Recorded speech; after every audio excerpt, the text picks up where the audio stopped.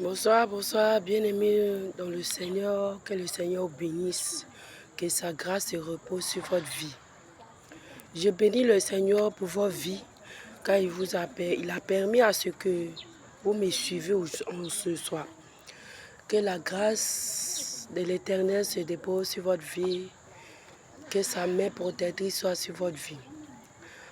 Bien, je suis la servante de Dieu Emmanuel, à l'église armée des prières de délivrance en Jésus-Christ. Bien-aimés, ce matin, ce soir, disons, si je suis devant vous, c'est pour vous exhorter un peu sur certaines choses, des choses, disons au moins spirituelles, qui sont aussi physiques. Les choses spirituelles. Bien-aimés, ce matin, je ne serai pas longue, c'est pour vous exhorter un peu. Sur le thème du dépouillement. Le thème du dépouillement. Bien-aimés, le dépouillement, c'est quoi? D'autres pensent que le dépouillement, c'est dans le cœur. C'est pas faux. Ce n'est pas aussi dans le cœur seulement. C'est aussi corps, âme, esprit. Quand tout ça est totalement dépouillé,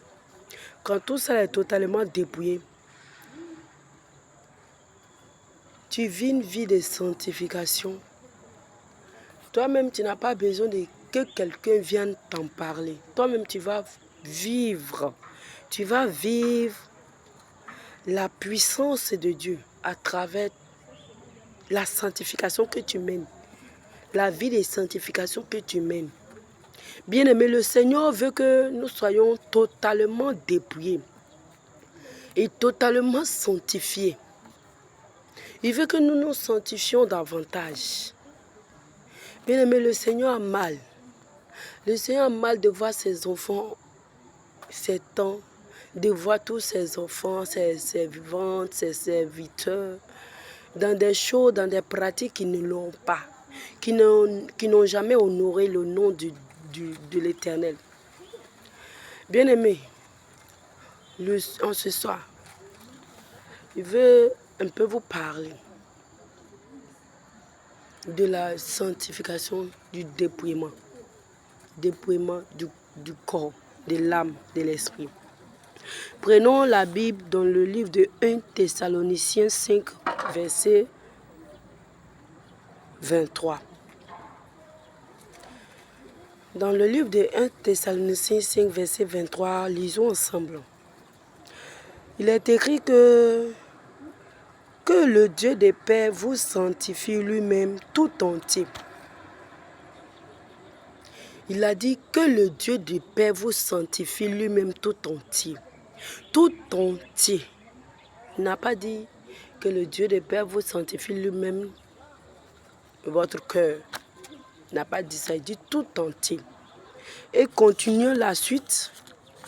Tout entier, que tout votre être, tout ton être, l'esprit, l'âme et le corps, tout entier. Quand on dit tout entier, ça concerne ton esprit, ton âme et puis ton corps. Il faut que ton âme soit sanctifiée. Il faut que ton esprit aussi soit sanctifié. Il faut aussi que ton corps soit sanctifié. Bien-aimé, le Seigneur veut que nous nous sanctifions davantage. Bien-aimé, l'âme, quand le Seigneur dit qu'il faut sanctifier l'âme, l'âme que voici, ton âme peut-être que dans le spirituel, c'est une âme qui est triste, qui est attachée, qui est sale. Il faut que par la parole de Dieu, par la vérité prêchée, dans l'église, dans une bonne église choisie par le Seigneur, que cela sanctifie ton âme. Que toi-même, ton âme soit dans une paix totale. Dans une paix totale. Que toi-même, ton âme ne se reproche de rien. Faut pas ton âme va se culpabiliser. Il faut que l'esprit aussi. Ton esprit doit être dépouillé totalement. Ton esprit doit être dépouillé totalement. Il ne faille pas que entre l'esprit et le corps, il y a quelque chose d'étranger là, disons. Non, non, non. Ton esprit doit être totalement dépouillé, exemple de toute suie.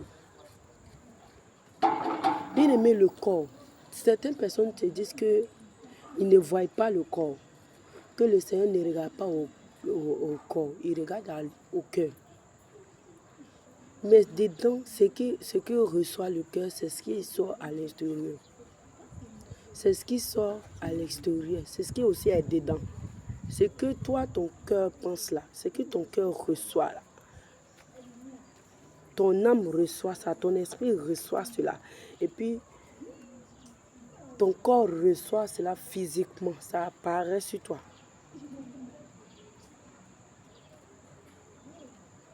Mais ne soyez un peu réaliste. Ne prenons pas la Bible dans un thème de littérature. La Bible est l'esprit, elle est vie. Pour pouvoir comprendre la Bible, il faut te connecter au Saint-Esprit. Pour pouvoir comprendre la Bible, il faut se connecter au Saint-Esprit. Ceux qui disent que le corps, ce n'est pas important, le Seigneur regarde au cœur. Mais quand ton cœur pense, par exemple, je prends un exemple, quelqu'un qui s'habille, tu te mets dans les mini où tout ton corps, on voit tout, toute ta poitrine, tout ton corps, on voit. Tous les accessoires des Isabelle, c'est sur toi. C'est parce que ton cœur a nourri l'idée. C'est parce que ton cœur a eu l'idée de faire cela et cela est passé par les pensées et tu as eu à pratiquer ça physiquement. Bien aimé, quand le Seigneur voit cela, quand le Seigneur voit ce genre de choses, il a mal au cœur, son cœur lui fait mal. Tu pars à l'église, tu peux partir à l'église. Puis le Seigneur va te dire demain, je n'étais point connu. Je n'étais point connu, arrière de moi, ouvrier de l'iniquité. Bien-aimé, si j'ai peur d'une seule parole, c'est de cette parole que j'ai peur. Bien-aimé, si tu vois que ces paroles vraiment sont touchantes, et tout ce que le Seigneur dit dans la Bible, ça va arriver et ça arrive toujours. Bien-aimé, tu ne t'es jamais posé la question. Tu ne t'es jamais posé la question, si je meurs, où ira mon âme? Si je meurs, là, où ira mon âme? Tu ne t'es jamais posé la question. Bien-aimé, toi tu vis dans le péché. Tu vis encore dans le péché. Tu te dis, je suis chrétien, je suis chrétienne. Tu vis encore dans le péché. Et puis, toi-même, tu sais que ce que tu fais là n'est pas conforme à la parole de Dieu. N'est pas conforme à ce que Dieu demande. N'est pas conforme à ce que Dieu veut de toi. Et tu te dis, nous tous on va aller au ciel. Regarde-toi, fais un retour en arrière. Est-ce que vraiment ce que tu vis là, est-ce que ce que tu fais là, c'est bon pour le Seigneur? Est-ce que ça glorifie le Seigneur? Bien-aimé, plusieurs personnes meurent. Plusieurs personnes meurent par des accidents. D'autres ne se réveillent pas. D'autres meurent comme ça. Toi-même, tu ne sais pas quelle est la cause. Bien-aimé, mais quand il meurt, sans connaître véritablement la vérité, la sanctification, le dépouillement de tout son être entier, bien-aimé, c'est où leur âme va. Toutes ces personnes qui sont dans le monde, ils se disent que le Seigneur ne regarde pas. Bien-aimé, tu pars à l'église, tu portes des choses de Jézabel sur toi. Aujourd'hui, tu meurs sans te repentir de ces choses-là. Aujourd'hui, tu meurs, tu mens, tu fais des mensonges, tu calomnies, tu critiques. Quand tu vois ta camarade, tu critiques, tu parles mal aux gens. Aujourd'hui, tu meurs sans te repentir, tout droit en enfer. Et oh, la voie de l'enfer est tellement large. Plusieurs personnes y dirigent. Plusieurs personnes se dirigent. Plusieurs personnes se dirigent vers cette voie-là. Et c'est cette large voie-là qui mène à la perdition. Et c'est cette large voie-là qui mène à la perdition, qui t'amène à un trou. Je ne sais pas si le Seigneur vous a déjà montré une fois. Vous a déjà ouvert les yeux pour vous montrer combien de personnes sont versées en enfer.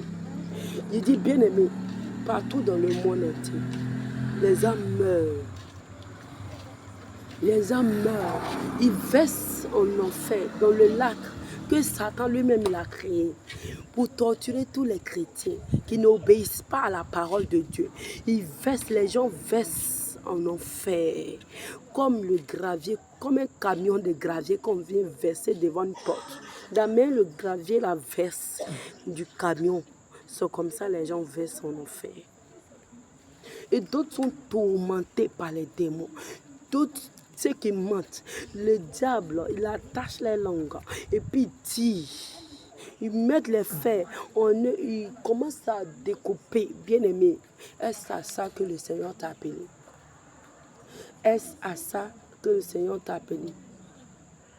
Et ça, c'est l'enfer du diable. Et ça, c'est le diable qui le fait. Mais pour le Seigneur, on n'est pas encore ouvert. Et lorsque le Seigneur va ouvrir, c'est-à-dire lui, le diable, et tous ses acolytes, toi-même tu étais dans le feu, vous tous, vous partez là-bas. Bien-aimé, je ne veux pas que cela t'arrive. Je ne veux pas que cela t'arrive. Regarde un peu, pose-toi la question, cherche un peu la vérité, cherche un peu la vérité, éloigne-toi de toutes les bouches mensongères, cherche un peu la vérité, fouille ta Bible, qu'est-ce que Dieu veut de toi réellement, toi femme, toi homme, qu'est-ce que Dieu veut de toi réellement.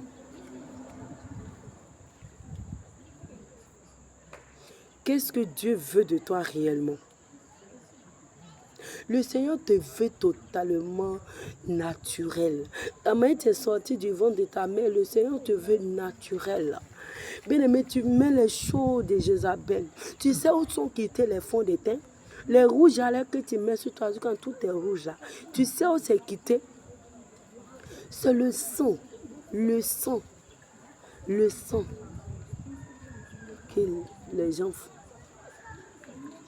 Le sang. Les accessoires de Jézabel, les bouts d'oreilles, les fonds de teint, les mèches. C'est bien aimé, toi tu mets encore les mèches, tu te tresses. Dans le livre de 1 Timothée 2, verset 9, le Seigneur a dit qu'il veut que la femme soit naturelle. 1 Timothée 2, verset 9. On va lire ensemble. Il dit que ça, c'est sur l'attitude des femmes et des hommes. Il dit que je veux aussi que les femmes vertuent d'une manière décente. C'est-à-dire l'habit que tu dois porter, l'habit, ton accoutrement doit être décent. Ne doit pas être un accoutrement des habits indécents. Tu ne dois pas indisposer l'autre. Je veux aussi que les femmes vertuent d'une manière décente, avec pudeur et modestie. Ne sépare ni détresse, c'est-à-dire tes cheveux là, ça doit rester naturel. Naturel, tu ne dois pas dresser. Ni d'or là-dessus, ni des perles. Ceux qui mettent des perles, il y a des perles en or, ils mettent ça sur leurs cheveux. Des perles, ils mettent ça, ils tressent, ils mettent des perles de courir, plusieurs choses, ils mettent ça sur leur tête.